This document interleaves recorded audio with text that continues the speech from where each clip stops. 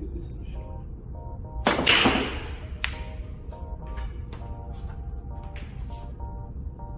See, up and down. See, I didn't spend much time planning. I didn't spend hardly any time strategizing. It was merely just me going out and trying to hit anything.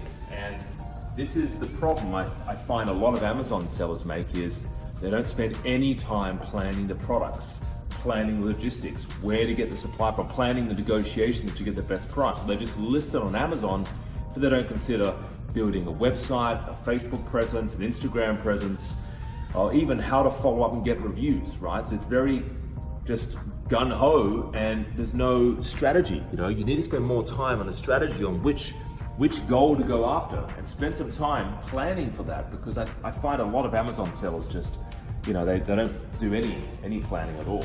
And they're just basically playing darts, eeny, meeny, miny, mo, throwing a product against the Amazon wall, hoping that it sells. That is a very costly exercise and it's something I wouldn't suggest you do. So plan what 3 products in one niche are you planning to go after this year and even 2020? What's your plan? What's your goal? And guys, don't forget, if you want some product ideas, check out the webinar that we have and I'd love to see you there.